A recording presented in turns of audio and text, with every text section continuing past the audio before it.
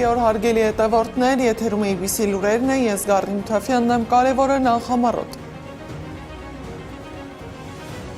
Ձերբակալություն և խափանման միջոցի քննություն, դատարանը հրապարակել է Դավիթ Ղազինյանի գործի վերաբերյալ որոշումը։ Ընդդիմադիր ուժերի համախմբման պրոցես, Սամվել Կարապետյանը հայտարարություն է արել։ 96 միլիոնից 961 հազար հայկական արտահանման պատկերը կամ արտահանման նոր քարտեզ միլիոնների կորստով։ Կաթվածահար երթևեկություն և քաոսի վերածված փողոցներ, ինչ է կատարվում Երևանում։ Իրանի արտգործնախարարությունը հաստատել է ԱՄՆ-ի հետ էլեկտրոնային տարբերակով հուշագրի ստորագրումը, Շվեյցարիայում արարողություն չի լինի։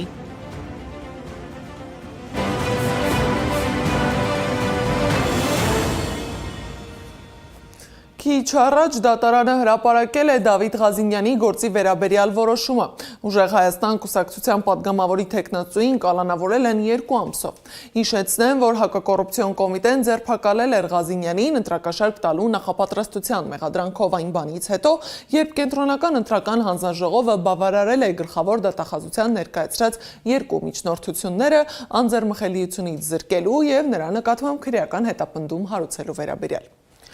ԿԸՀ-ն բավարարել է նաև Ասատուր Քոչարյանի և Աշոտ Եղիազարյանի վերաբերյալ դատախազության միջնորդությունները։ Բավարարել է նաև դատախազի միջնորդությունը Հայաստան դաշինքի падգամավորի թեկնածու Ռուսլան Բարսեղյանի նկատմամբ քրեական հետապնդում հարուցելու և ազատությունից զրկելու համաձայնություն ստանալու վերաբերյալ։ Ռուսլան Բարսեղյանը ՀՅԴ անդամ է, Արագածոտնի մարզի Հարթավան գյուղից, ապրիլի քառօրյա պատերազմի մասնակից։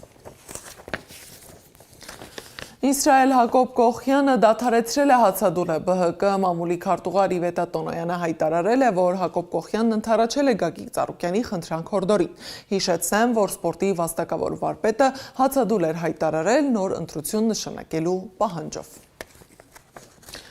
Ուժեղ Հայաստան դաշինքի առաջնորդ Սամվել Կարապետյանը հայտարարել է ընդդիմադիր ուժերի համախմբման պրոցեսի մեկնարկի մասին, որի շրջանակում առաջարկում է ստեղծել ընդդիմադիր ուժերի հետընտրական կոալիցիա, համակարգող խորհուրդ։ Մենք այդ սխալը թույլ տվեցինք ընտրություններից առաջ, շատ ընդդիմադիր ուժեր, որոնք միգուցե ազնիվ պայքարում էին, բայց գերագնահատեցին իրենց ուժերը, շատ ընդդիմադիր ուժերի հետ մենք չկարողացանք պայմանավորվել, դրա համար հիմա շատ կարևոր է մեր երկրի և ժողովրդի համար այս համախմբումը։ Ինձ թվում է այն ընդդիմադիր ուժերը, ում համար թանկ է մեր երկիրը, կարձագանքեն և մենք անպայման կստեղծենք հետընտրական ընդդիմադիր կոալիցիա։ Ես առաջարկում եմ ստեղծենք համակարգող խորհուրդ, ուղիղ եթերում շփվենք, բոլոր խնդիրները մեր ժողովրդին բացահայտենք, ճիշտ քննարկումներով, դիմելով մեր ժողովրդին, հասկանալով, որն է ճիշտ, գնանք այդ քայլերով։ Փաշինյանը պնդում է, թե Հայաստանի Հանրապետությունն այսօր հաղթահարել է տարածաշրջանային անվտանգության բոլոր սպառնալիքները և կառավարում է դրանք։ Միակ սպառնալիքը մնացել են ընդդիմության 3 ուժերը։ Պետք է ջախջախվեն իրենց բնում։ Ես էլի ասում եմ այս ամբիոնից, այն քաղաքացիները Հայաստանի Հանրապետության, ես ասում եմ, քանի վարչապետ եմ, ջախջախելու եմ հասցեական դրանց հասցեական ջախջախելու եմ։ Այն քաղաքացիները, որոնք այս գծի հետ համաձայն չեն, կոչ եմ անում հեղափոխություն անել Հայաստանի Հանրապետությունում եւ փոխել կառավարությունը։ Ջախջախելու եմ, անհատապես ջախջախելու եմ։ Ու իրենց շոշափուկների եւ մետաստազների ջախջախելու եմ հասցեական բոլոր հնարավոր միջոցներով։ Ով որ Հայաստանի Հանրապետության քաղաքացիներից համաձայն չի,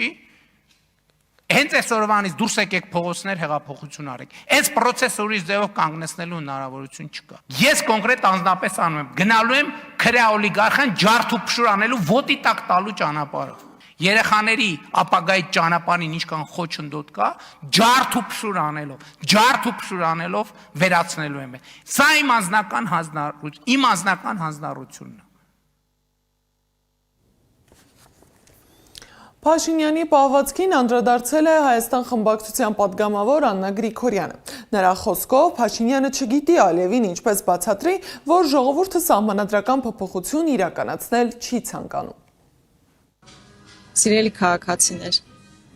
այո, դուք ձեր ընտրությամբ կանխել եք Ալիև-Նիկոլ տանդեմի հերթական ծրագիրը սահմանադրության փոփոխությամբ, դուք ձեր ընտրությամբ դա կանխել եք։ Ես ուզում եմ, որ դու դա հստակ իմանաք։ Եվ այսօրվա իր սպառնալիքներն ընդհանրապես ներքին լսարանի համար նախատեսված չեն։ Այդ բոլոր սպառնալիքները բացառապես մի մարդու համար են, Ալիևի համար են, որպեսզի ցույց տա, որ չնայած ժողովուրդը իրեն չի ընտրել, բայց ինքը մաքրելու է, արմատախիլ է անելու, ինչպես Ալիևն է ասում, ռևանշիստական ուժերի։ Բացառապես արտաքին օրակարգի սպասարկումը հիմա իրականացնում Նիկոլ Փաշինյանը։ Բայց ամեն դեպքում դեղեր խմելը չի խանգարի։ Մինչ Հայաստանում քննարկում են նոր խորհրդարանի կազմն ու հետընտրական զարգացումները, Ադրբեջանում ուշադրության կենտրոնում մեկ հարց է. ստեղծված քաղաքական վիճակը թույլ կտա իրականացնել Բաքվի գլխավոր պահանջը՝ Հայաստանի սահմանադրության փոփոխությունը։ Ինչու է Ադրբեջանի համար այդ հարցն այսքան կարևոր եւ ինչ են այսօր քննարկում Բաքվում, Անի Աբաղյանի ռեպորտաժում։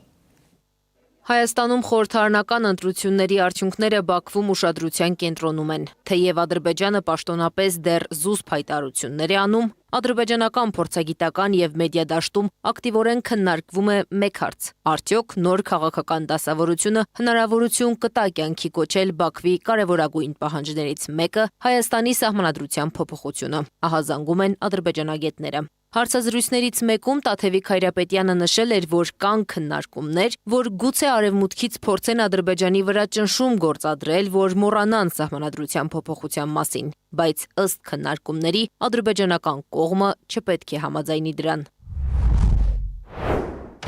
Ադրբեջանական կողմը հոյակապ ուսումնասիրել է մեր բոլոր ընթացակարգերը։ Նրանք շատ մեծ հույսեր ունեին ու ընտրություններից առաջ էլ տարածում էին, թե Փաշինյանը բացարձակ մեծամասնություն է հավաքելու։ Այդուհանդերձ դա տեղի չունեցավ, նույնիսկ ԲՀԿ-ի մանդատների փաստացի գողությունից հետո ՔՊ-ն չունի սահմանադրական մեծամասնություն, իսկ հանրաքվե անցկացնելու համար առաջին հերթին պետք է այդ օրենքը խորհրդարանում հաստատվի։ Սա Ադրբեջանին ամենաշատ մտահոգող թեմաներից մեկն է, թե ինչպես է Փաշինյանը ստեղծված իրավիճակում կարողանալու շարունակել իրենց պահանջները բավարարել։ Ըստ ադրբեջանագետի, փորձագիտական մակարդակում ակտիվ քննարկում են ինչ էլ լինի, մենք պահանջելու ենք սահմանադրությունը փոխել։ Այնուամենայնիվ Ադրբեջանում կարծում են, որ սահմանադրական հանրաքվե իրականացնելու կամ համապատասխան իրավական լուծումներ գտնելու հնար կգտնի իշխանությունը, օգտագործելով կամ քաղաքական կոալիցիաների կամ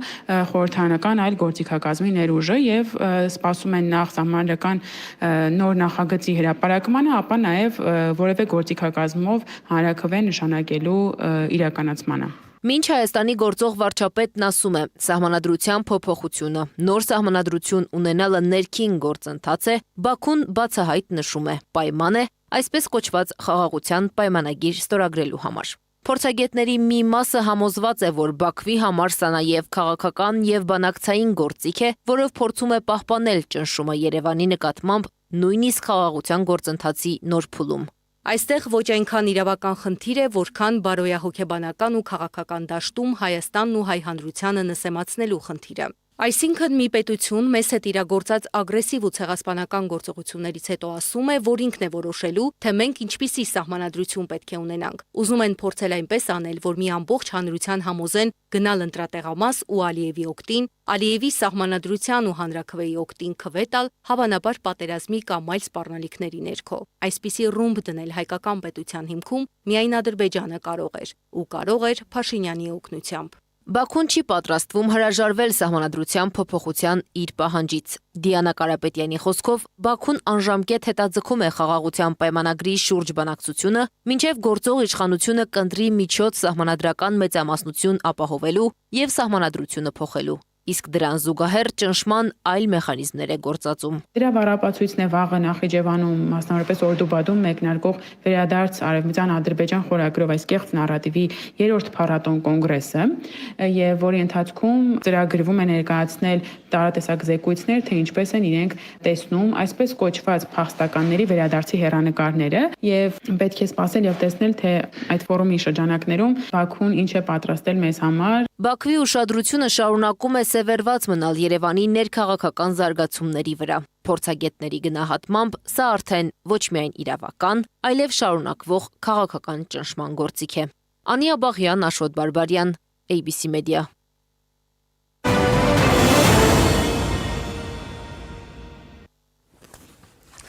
Մայրաքաղաքի խնդիրը մնում է նույնը։ Կիլոմետրանոց խցանումներ, որոնք երևանցիների կյանքը դարձրել են իրական դժոխք։ Թվում էր, որ ուսումնական տարվա ավարտից հետո երթևեկությունը մի փոքր կթեթևանա, բայց քաղաքապետարանը որոշեց, որ միանգամից պետք է փակել քաղաքի ամենաբեռնված փողոցներն ու սկսել շինարարություն։ Այս որոշման պատճառով մարդիկ ստիպված են լինում 2 ժամ եւ ավելի անցկացնել ճանապարհներին։ Օրինակ Զովունիից Դավթաշեն 450 մետր ճանապարհն անցնելու համար քաղաքացուն երկար ժամանակ է պետք։ Սա Դավթաշենում 8-15-ի դրությամբ, իսկ կամրջի ամբողջ շրջակայքը փոշի, կուտակված ավազ ու խորխորատներ են։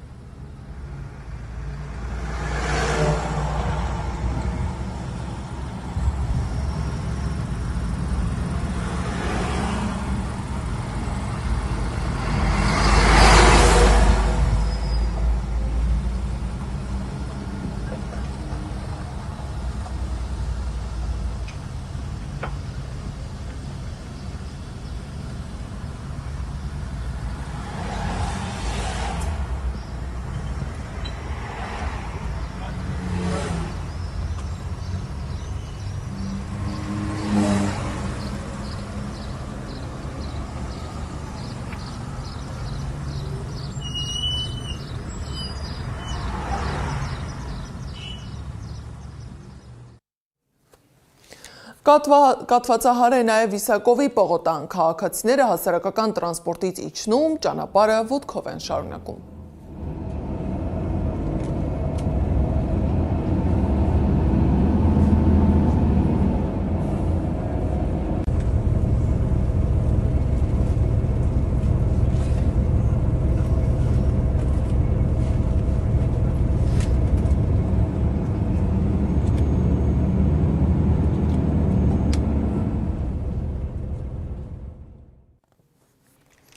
Խցանումները տնտեսական զարգացման ցուցանիշ են, վստահ է Տիգրան Ավինյանը։ Կառավարությունն էլ հայտարարում է նոր արտահանման շուկաների մասին, ներկայացնում Եվրոպա եւ Մերձավոր Արևելք հասած հայկական արտադրանքը։ Սակայն պաշտոնական թվերը բոլորովին այլ պատկեր են ցույց տալիս։ Եթե մինչև սահմանափակումները միայն Ռուսաստանի շուկա էր արտահանվում ավելի քան 96 միլիոն ծաղիկ, ապա նոր ուղղություններով արտահանված խմբաքանակը դեռ չի հասնում նույնիսկ 1 միլիոնի։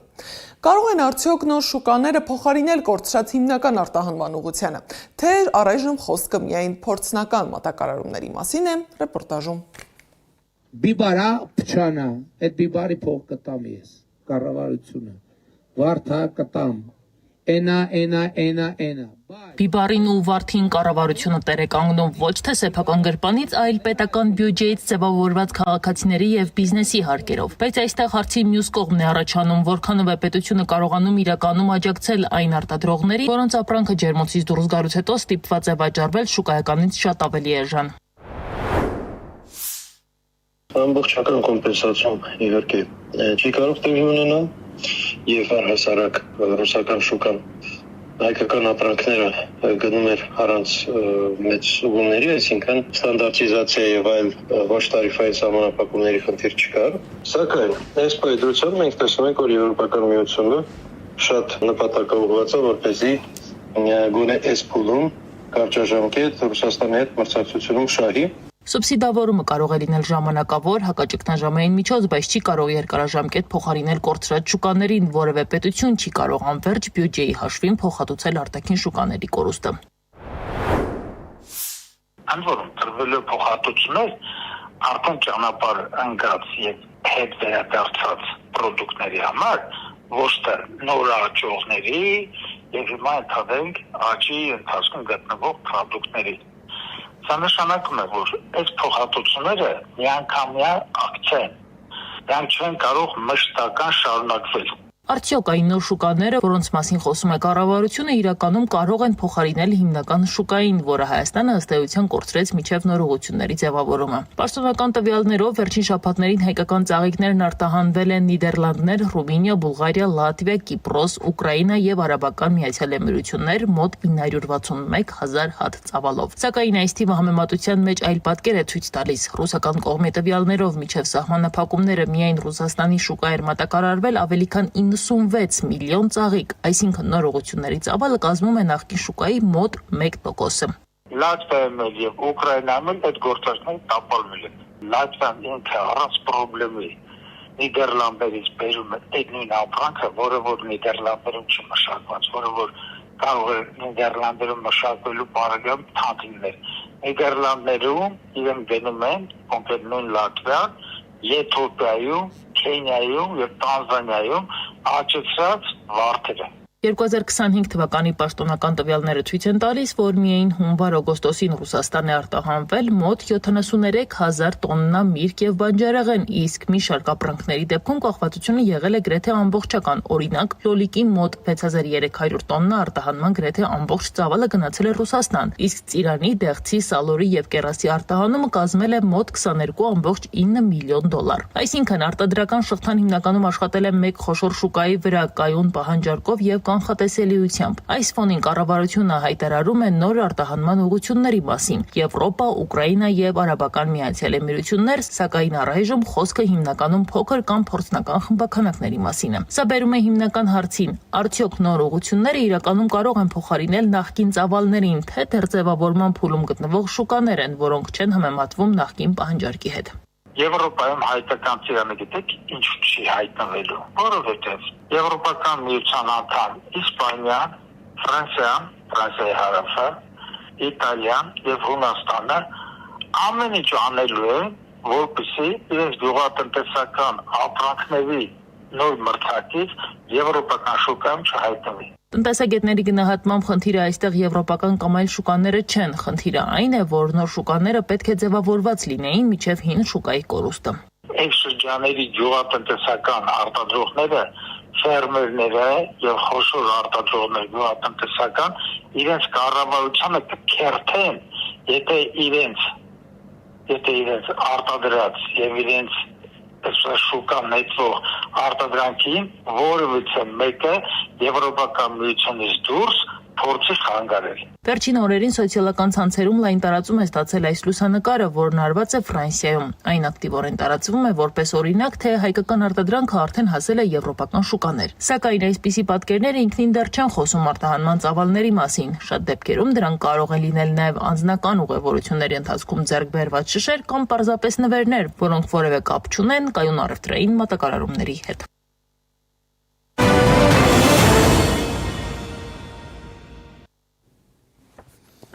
Իրանի արտգործնախարարությունը հաստատել է ԱՄՆ-ի հետ էլեկտրոնային տարբերակով հուշագրի ստորագրումը։ Շվեյցարիայում արարողությունը չի լինի։ Գլխավոր կետերով երկրները պարտավորվում են հարգել միմյանց ինքնիշխանությունն ու տարածքային ամբողջականությունը, զերծ մնալ միմյանց ներքին գործերի միջամտելուց։ ԱՄՆ-ն եւ Մերձավոր Արևելքում նրա դաշնակիցները պետք է պատրաստեն Իրանի վերականգնման ծրագիր, առնվազն $300 միլիարդ։ Վաշինգտոնը պարտավորվում է Թեհրանի նկատմամբ պատժամիջոցները հանել այն ժամանակահատվածում, որի մասին կողմերը կպայմանավորվեն վերջնական համաձայնագրում։ Իրանը չի արտադրի կամ ձեռք չի բերի միջուկային զենք։ Կողմերը իրանական միջուկային նյութերի հարցը կլուծեն ՄԱԳԱՏԵ-ի վերահսկողության ներքո։ Իրանը պարտավորվում է Հորմուզի նեղուցով անցնելու համար նավերից 60 օրվա ընթացքում վճար չվերցնել։ Գիշերվա ընթացքում հոբ համակարգերը Մոսկվայի երկնքում ոչնչացրել են 52 ԱԹՍ։ Մոսկվայի քաղաքապետը հայտարարել է, որ 3 Ռուսաստանի Դաշնության մայրաքաղաքի երկնքում ոչնչացվել է ընդհանուր թվով 137 անօդաչու։ Անօդաչուների զանգվածային հարձակման ֆոնին սահմանափակումներ են մտցրել Մոսկվայի Վնուկովո, Շերեմետովո, Դոմոդեդովո եւ Ժուկովսկի օդանավակայաններում։ Տրանսպորտի նախարարությունը հայտարարել է, որ սա անհրաժեշտ է թռիչքների անվտանգությունն ապահովելու համար։ Ժամի համար նախատեսել էինք այսքանը, շարունակեք հետևել մեզ սոցիալական բոլոր հարթակներում, ABC լուրերի հաջորդ թողարկումը ժամը 15-ին է, եթերում կլինի Սվետլանա Պետրոսյանը, շնորհակալություն ուշադրության համար, մաղթում եմ աշխատանքային օրվա արդյունավետ շարունակություն։